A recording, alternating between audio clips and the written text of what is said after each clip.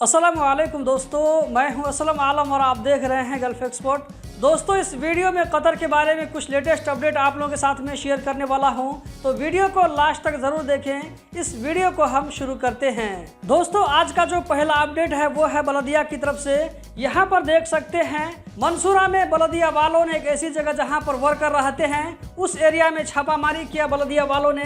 तो वहाँ पर एक वर्कशॉप को सील कर दिया है, उसको अपने कंट्रोल में ले लिया है। उस वर्कशॉप में बिना लाइसेंस के फर्नीचर का काम हो रहा था।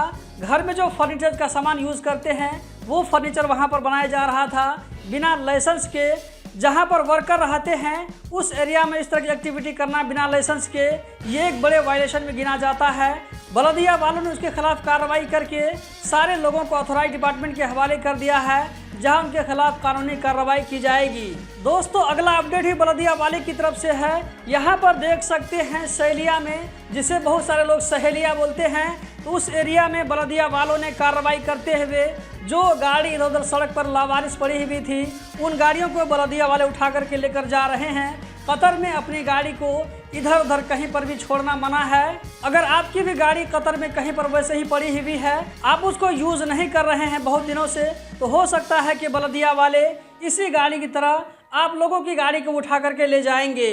दोस्तों, अगला अपडेट मुरूर और कहरमा की तरफ से है।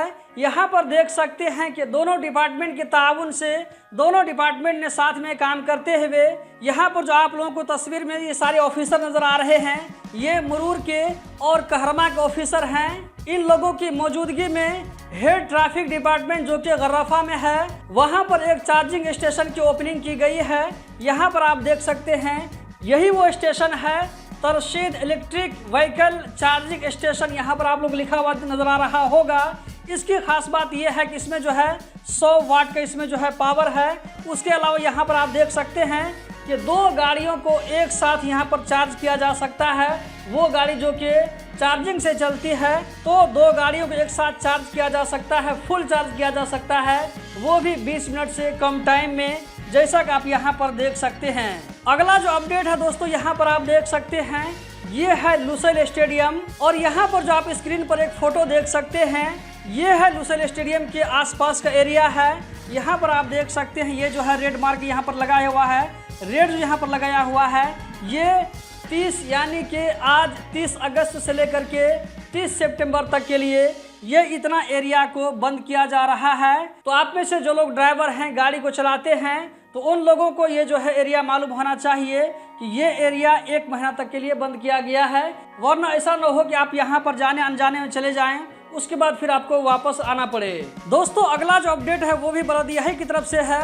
यहाँ पर आप देख सकते हैं पेरिस हाइपर मार्केट जो कि उमसलाल में है। इस मार्केट को बलदिया वालों ने 7 दिनों तक के लिए बंद करने का यहाँ पर डिसीजन लिया है। बलदिया के रूल को वायलेशन करने की वजह से कतर में चाहे छोटी मार्केट हो या ये कि बड़ी मार्केट हो, वहाँ पर अगर कोई वायलेशन करता हुआ पकड़ा जाता है तो उसको माफ़ नहीं किया जाता है। 7 दिनों तक के लिए, 3 दिनों तक के लिए, 15 दिनों तक के लिए, या ये कि 1 महीना 2 महीना तक के लिए बंद ज़रूर किया जाता है। अब हम बढ़ते हैं अगले अपडेट की जानिब। यहाँ पर आप देख सकते हैं वेजिटेबल। ट्विटर पर किसी आदमी ने मिनिस्ट्री ऑफ पब्लिक हेल्थ को टैग करते हुए वहाँ पर कंप्लेन किया कि इजिप्ट से जो वेजिटेबल आते हैं उसको गंदे पानी से सैराब किया जाता है, वहाँ से आने वाले वेजिटेबल में कचरा पानी को दिया जाता है। तो मिनिस्ट्री ऑफ पब्लिक हेल्थ ने उसको जवाब दिया कि बाहर से जो भी सामान आते हैं सारे सामान की चेकिंग की जाती है, उसको लेबोरेटरीज में देखा जाता है कि वो इस्तेमाल करने के काबिल है कि नहीं है, वो हेल्थ के लिए ठीक ठाक है कि नहीं है। तो यहाँ पर लेबोरेटरीज में जो चेक किया गया है तो इसमें इस तरह की कोई बात नहीं देखी गई है। दोस्तों, कतर में स्कूल ओपन हो चुके हैं,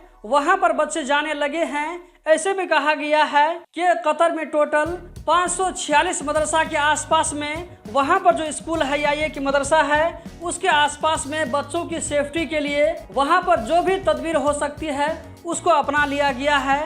इसीलिए ज़रूरी है कि जो लोग गाड़ी ड्राइविंग करते हैं, अगर वो लोग मदरसा या स्कूल के पास में पहुंचते हैं तो उन लोगों को रूल को फॉलो करना चाहिए। वहां पर अगर आप जाते हैं तो आप जो है ज़्यादा से ज़्यादा 30 किलोमीटर पर आवर के हिसाब से गाड़ी को ड्राइव कर सकते हैं। जहां पर भी आप लोगों को इस तरह का साइन नज़र आए, यहाँ पर आप देख सकते हैं रोड में लिखा है 30, इसी तरह यहाँ पर आपको मदरसा स्कूल 30 यहाँ पर आपको लिखा हुआ नज़र आ रहा है। तो इस तरह अगर कहीं पर आप लोगों को नजर आएगा, इसका मतलब है कि आगे स्कूल आने वाला है, तो हम लोगों को ज़्यादा से ज़्यादा 30 किलोमीटर पर आवर के हिसाब से गाड़ी ड्राइव करना है। दोस्तों अगला अपडेट MOI कतर की तरफ से है।